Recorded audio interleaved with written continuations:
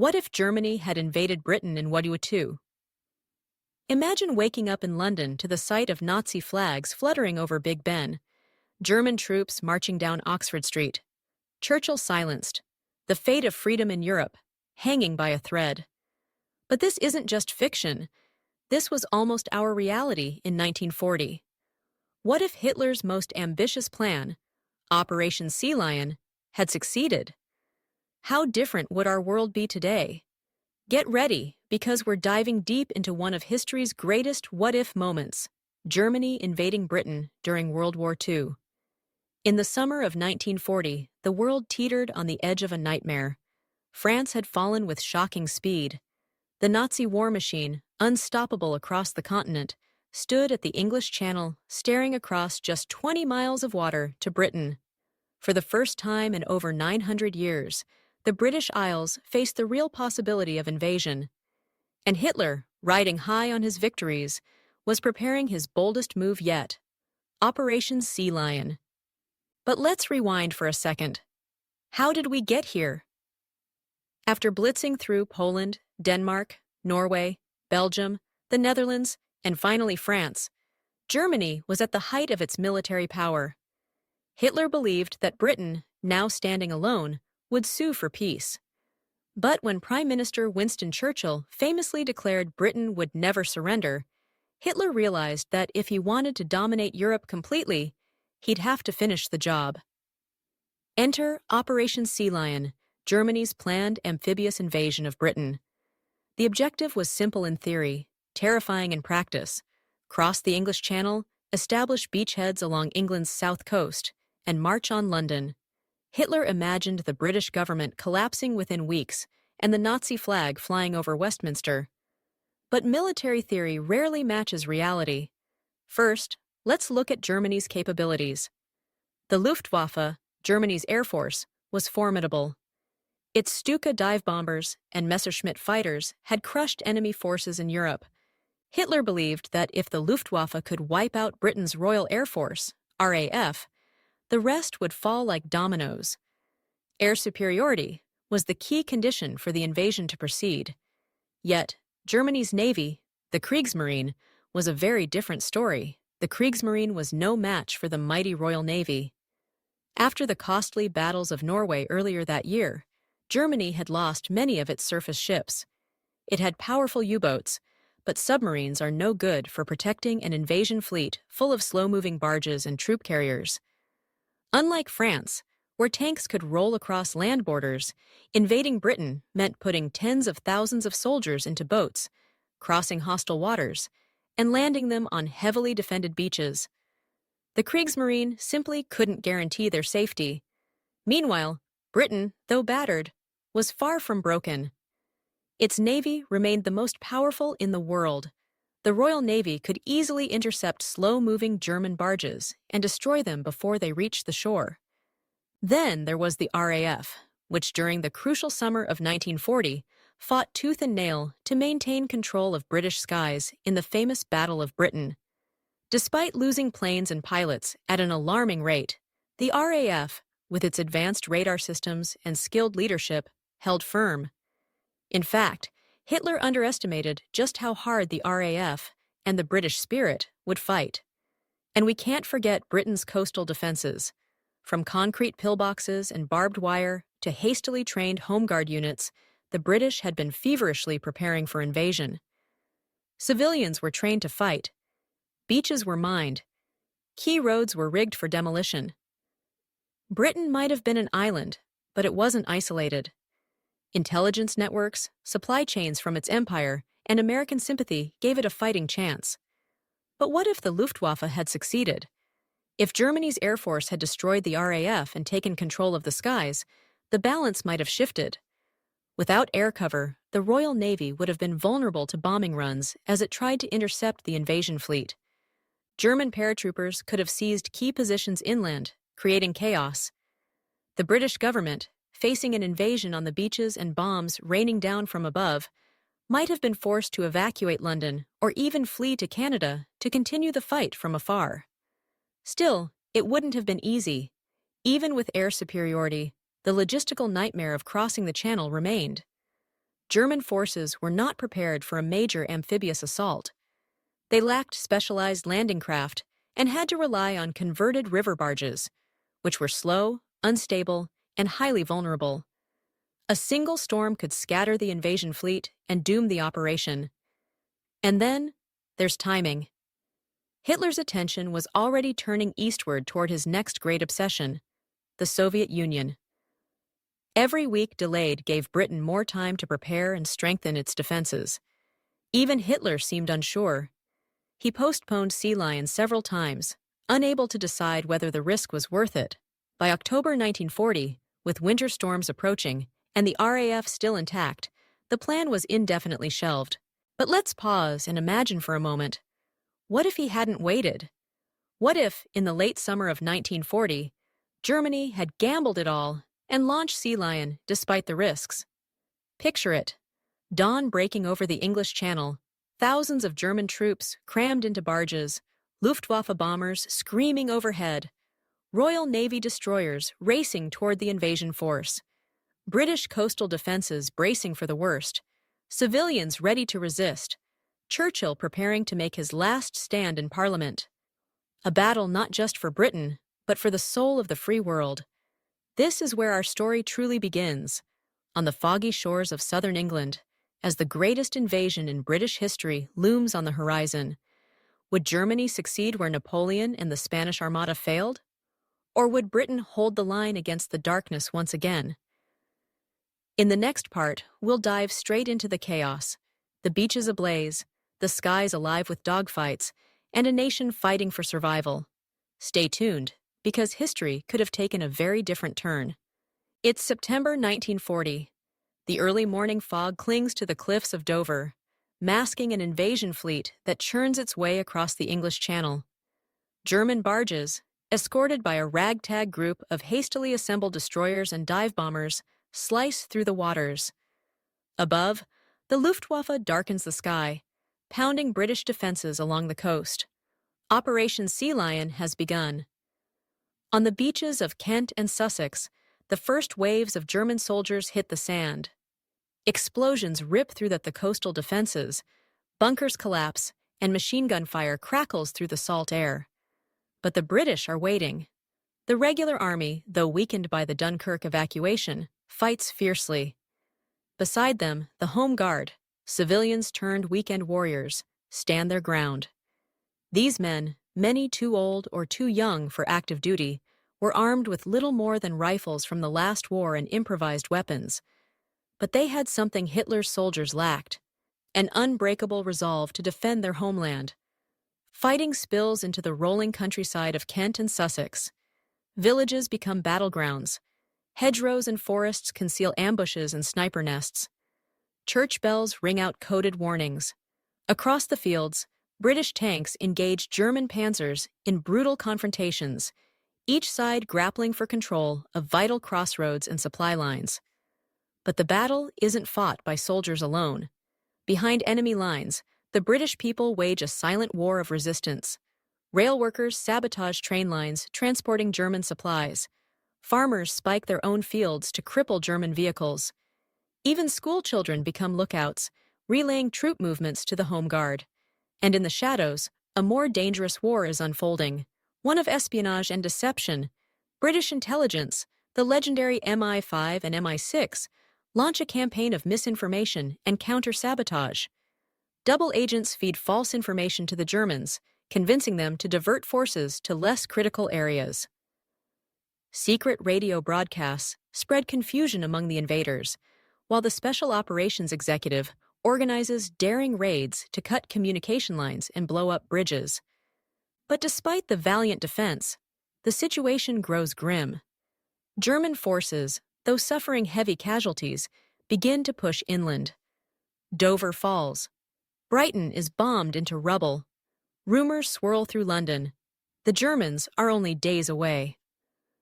As German troops approach the capital, the government faces an agonizing decision. Should they stay and risk capture, or evacuate and lead from abroad? Churchill, ever defiant, vows to fight in the streets, in the fields, and in the hills. But others argue for a strategic withdrawal to the north, or even across the Atlantic to Canada, where the government could regroup and continue the war from the safety of Ottawa. Imagine it. British warships hastily loading cabinet ministers, military leaders, and royal family members. The Prime Minister himself boarding a ship at Liverpool under the cover of night, escorted by American destroyers, heading west into uncertainty. London, abandoned but not broken, left to face the Nazi occupation alone. And what of the people? Would they surrender? History suggests otherwise. During the Blitz, ordinary Londoners slept in subway tunnels, sang songs in the rubble, and carried on as if Hitler himself wasn't raining destruction upon them. Even if London fell, the spirit of resistance would burn fiercely across the countryside. Guerrilla fighters, secret networks, and partisan cells would emerge, much like they did in occupied France and Poland. But for all his defiance, Churchill's fate remains unclear in this alternate history. Would he be captured and executed as a war criminal, a defiant symbol silenced by tyranny? Or would he escape to lead a government in exile, rallying Allied forces for a counterattack someday in the future?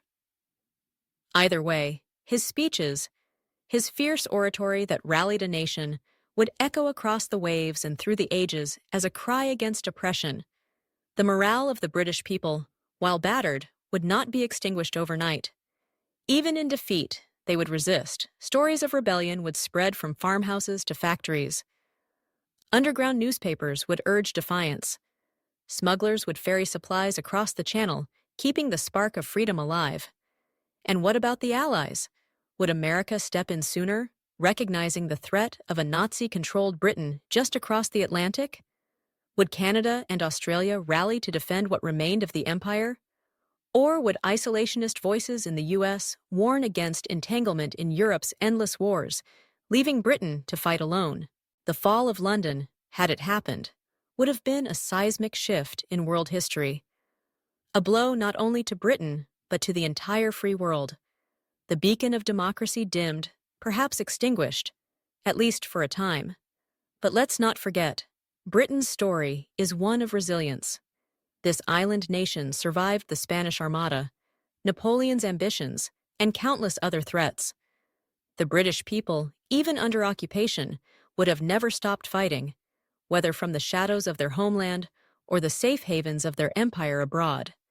As we move forward, imagine the eerie silence over London's skyline where once the Spitfires soared. Picture swastika flags hanging from Buckingham Palace, while resistance fighters plot in secret beneath the streets. The Battle of Britain wasn't just a military conflict, it was a fight for the survival of democracy itself. But the question remains, how would the rest of the world react to this stunning turn of events? And how long could a Nazi Britain endure before the fires of resistance and Allied retribution consumed it from within? In Part 3, we'll take you deep into what life might have looked like under Nazi rule. Censorship, persecution, and oppression, but also defiance, rebellion, and hope. Stay tuned as the story of this alternate world continues. Imagine walking through the streets of London, once a beacon of freedom and resilience, now draped in red banners marked with the swastika. British bobbies replaced by jackbooted German soldiers. The Houses of Parliament, once home to fiery debates on liberty and justice, now echo with the cold commands of Nazi governors.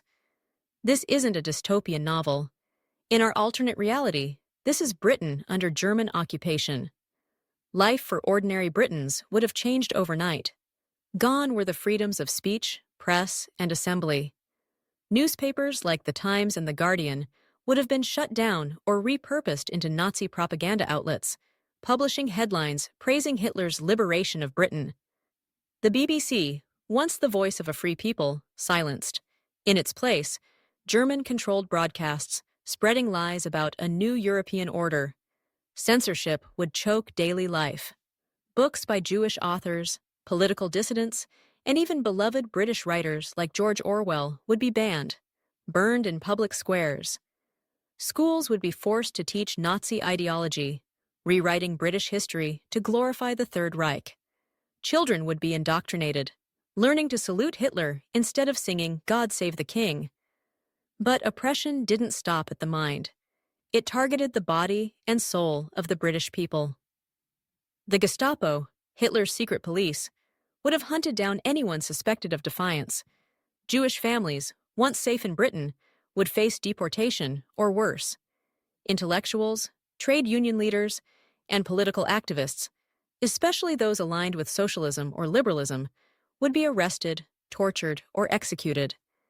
And what of the British monarchy? King George VI and the royal family, symbols of national unity, would have faced two possible fates. Either they would have fled to Canada, keeping the crown alive in exile, or they would have been imprisoned, humiliated, or perhaps even forced to abdicate in favor of a Nazi-friendly puppet.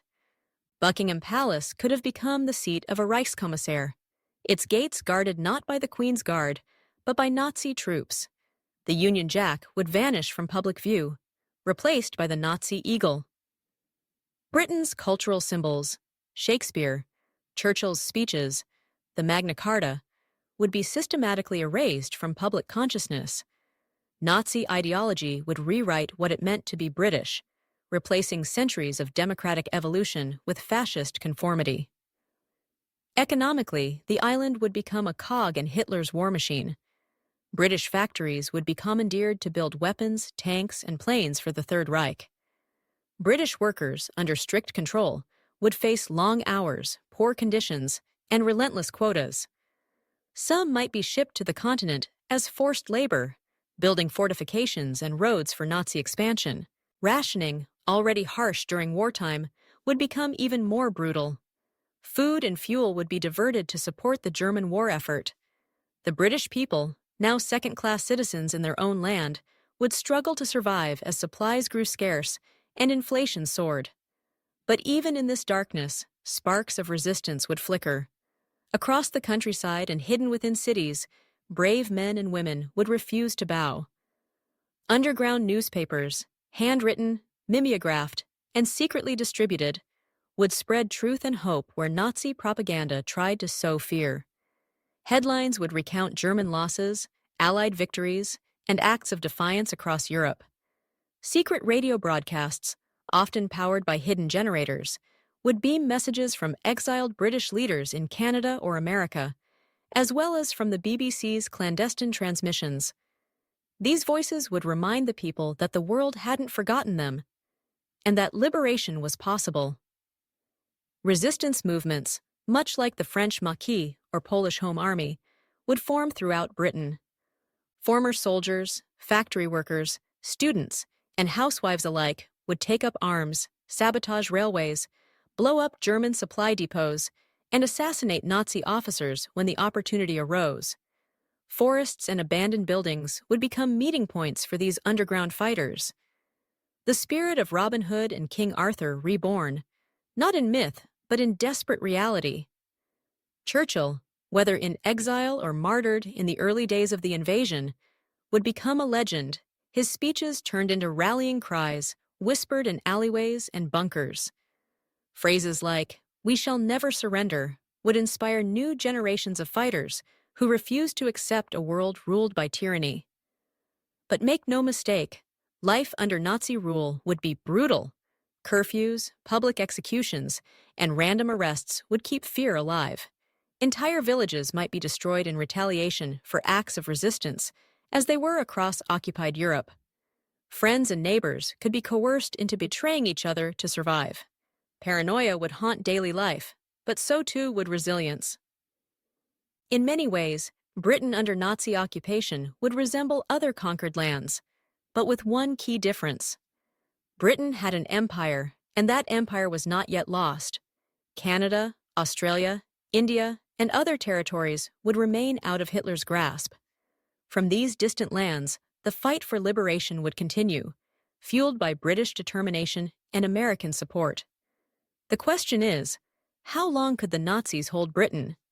Would they succeed in breaking the people's will, or would they ignite a resistance so fierce that the occupation would crumble from within?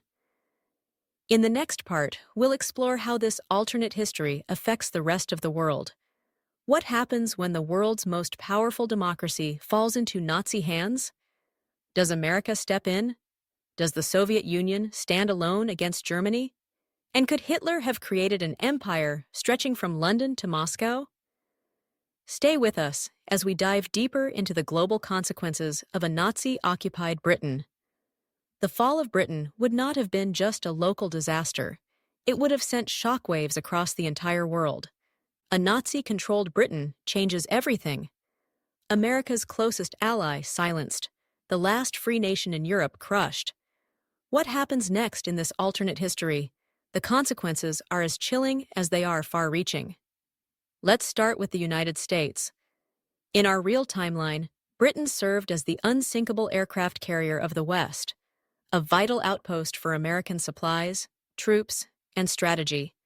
Without Britain, there's no staging ground for D-Day, no base for bombing raids over occupied Europe, and no stronghold holding the Nazis at bay across the Atlantic. The U.S. would have found itself far more isolated. The Atlantic, once protected by the Royal Navy, now wide open to Nazi U-boats and German long-range bombers stationed in Britain. Supply lines from America to what little resistance remained in Europe or Africa would be severely threatened. Would the United States still have entered World War II? Possibly, but far later, and under much graver circumstances. Without Britain pleading for aid and standing as an example of democratic resistance, American isolationism might have prevailed longer.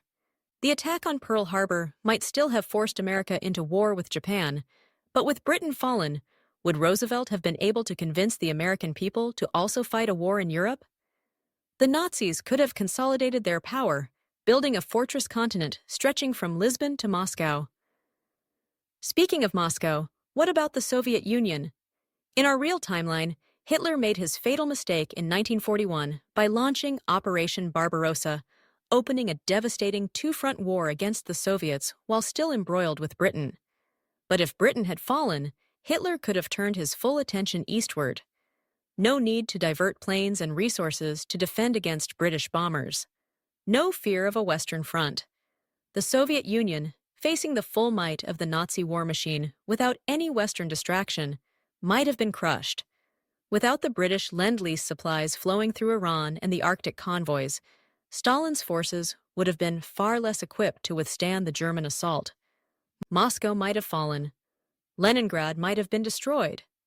Soviet resistance, though fierce, could have been overwhelmed in time. And what about the vast British Empire? Its fate would hang in the balance. Canada, safe across the Atlantic, might have become the new center of British government in exile. Ottawa could have served as the headquarters for resistance efforts, much like London did for the Free French during the Real War. Australia and New Zealand, isolated and threatened by Japanese expansion, would have had to fend for themselves. India, a crown jewel of the empire, could have erupted into rebellion. Some nationalist factions were already flirting with the Axis as a way to throw off British colonial rule. In Africa, the British colonies might have fallen one by one to either German or Italian forces, who would now have more resources and focus without Britain fighting back from home. The Middle East, with its vital oil fields, could have become a new battleground between Nazi Germany and any remaining Allied powers. With Europe and Africa under German control, and Asia facing the rising sun of Imperial Japan, the world would have been divided between two brutal empires. America, hemmed in by hostile powers across both oceans, would have faced a grim new reality.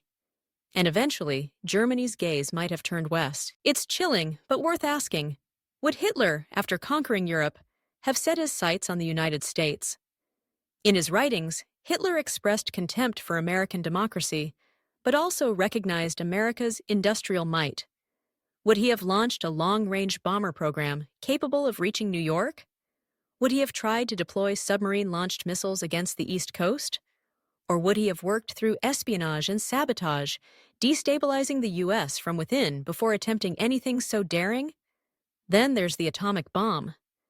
In our history, the British played a critical role in the Manhattan Project. Scientists like Rudolf Peierls and James Chadwick brought essential expertise. The Tube Alloys Project, Britain's nuclear research program, merged with the American effort to fast-track development of the bomb. Without Britain's fall, this partnership flourished. But in our alternate world, what happens? If Britain fell early in the war, many of those scientists might have been captured, silenced, or killed. German intelligence could have seized their research, possibly accelerating Hitler's own nuclear ambitions. The Nazi regime was already exploring atomic energy, though inefficiently. With Britain's scientific minds in German hands, could the Nazis have beaten the US to the bomb? Alternatively, the United States, now lacking its closest scientific ally, might have faced delays. Would Los Alamos still have achieved success by 1945? Or would Germany have detonated the first atomic weapon, changing the face of warfare forever? The balance of power shifts dramatically in this timeline. Instead of a Cold War between the US and the Soviet Union, we could have seen a decades-long standoff between America and the German Reich, each armed with terrifying weapons, each vying for global dominance. And here's the most haunting part. Democracy as we know it might not have survived. Without Britain holding the line, without its example of resistance and sacrifice, would the world's democracies have had the courage to fight back? Or would totalitarianism have become the global norm? In this world, the Statue of Liberty's promise, "Give me your tired, your poor, your huddled masses yearning to breathe free," might have been little more than a relic from a bygone era. Freedom itself might have been an endangered species, but history, thankfully, didn't unfold that way. Britain stood strong. America rose to the challenge, and the world was spared from that nightmare. Yet it makes you wonder, how fragile is freedom? How close did we come to losing it? In Part 5, we'll explore how this alternate timeline might have ended. Would the Nazis have ruled forever, or would resistance eventually triumph? What would the final chapters of this dark alternate history look like? Stay tuned as we conclude this chilling journey. So, what if Britain had fallen and the Nazi flag had been planted atop Big Ben? Would Hitler's dream of a 1,000-year Reich have truly lasted that long? Or would the seeds of resistance and the cracks of human ambition eventually tear it apart? Let's imagine the first years after the fall of Britain. Nazi Germany, having conquered continental Europe and Britain, would have been the undisputed master of the Western world. A German empire stretching from the Atlantic coast to the Ural Mountains, swallowing up nations, cultures, and peoples. Europe, for all practical purposes, would have become a fortress, a place where dissent was crushed, economies were harnessed for war, and citizens lived under constant surveillance. London, Paris, Rome, Warsaw, and Berlin, all cities under one brutal rule. With Britain silenced, the United States would face a lonely battle. No friendly ports across the Atlantic, no Royal Navy to help keep U-boats in check. America's war, if it came at all, would have been a war fought from afar, with perhaps Canada as its closest ally and staging ground. American forces might have operated out of Halifax or Newfoundland, watching the Atlantic turn into a hunting ground for German submarines and long-range bombers. Roosevelt's vision of the arsenal of democracy would have faced immense challenges. Could the U.S. have launched a transatlantic liberation effort without Britain as a base? Would isolationist forces at home argue to leave Europe to its fate? Focusing instead on the Pacific and Japan? It's possible that, in this world, the United States would have found itself locked in a two-theater war far longer than in our real history, struggling against Imperial Japan in the Pacific while defending itself from a Nazi empire at Europe's edge. And what about the Pacific? Without British support in Asia, Japan might have expanded even further. India could have fallen, Australia could have faced invasion, and Southeast Asia would be entirely under Japanese control. The Pacific theater might have become an even bloodier, longer fight with far less certainty of victory. But let's go bigger.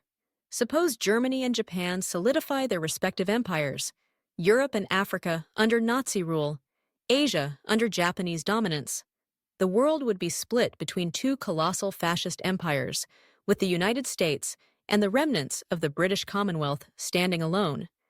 It's not impossible that Hitler, flush with power, would have turned his eyes westward.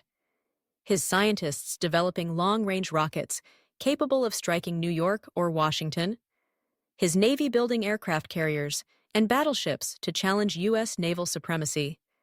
And, if Germany's nuclear program had advanced faster than America's Manhattan Project, perhaps the first atomic bomb would not have been dropped on Hiroshima, but on Manhattan. But history shows us that no empire lasts forever. Even in this nightmarish alternate reality, cracks would form. Nazi rule depended on fear, not loyalty. Occupied countries would never truly accept German domination. Resistance movements in France, Poland, the Soviet Union, and even Britain would never die. Underground newspapers would circulate. Sabotage would be constant. Assassination attempts against Nazi leaders would multiply. In the occupied Soviet territories, guerrilla warfare could rage for decades, with vast forests and mountains providing shelter for resistance fighters. In Britain, secret cells of patriots might bomb railways, stage uprisings, and assassinate Nazi officials. The Germans would face an endless insurgency, draining their resources and morale. Inside Germany itself, Hitler's empire would face the challenge of time. Tyrants may conquer nations, but they cannot conquer human ambition forever. Power struggles between Nazi leaders, Himmler, Göring, Bormann, could erupt. Ambitious generals might attempt coups. The children raised under the swastika might one day question the world they were told was perfect. And outside of Europe, the world would not stand still. Latin America, untouched by the war, could grow in influence. China, freed from Japanese occupation one day, might rise as a new power. Even neutral nations like Sweden and Switzerland would struggle to survive between the shadows of two empires. Would the United States have eventually turned the tide? Possibly. American industrial might and innovative science could not be matched forever. A second Great War, fought decades later, might have liberated Europe in the late 20th century instead of the 1940s. But at what cost? How many generations would have lived and died under tyranny before freedom returned? And what of freedom itself? The story of this alternate world is a reminder of how fragile liberty truly is.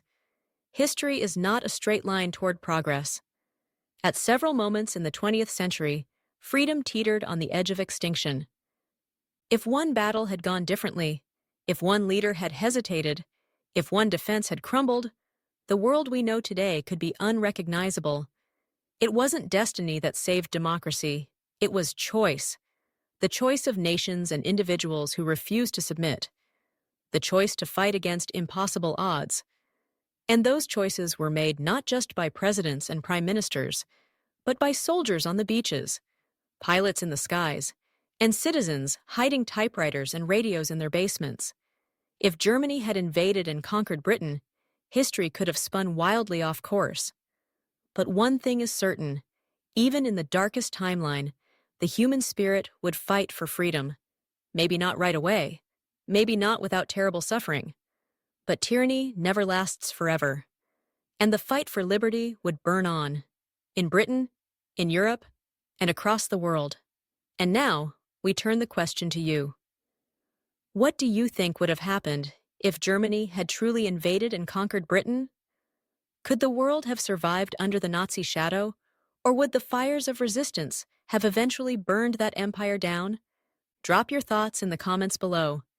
We'd love to hear your take on this chilling alternate history. And if you found this video thought-provoking, please share it with others who love exploring the big what-ifs of history. Thank you for watching, and stay curious, because sometimes history is stranger than fiction.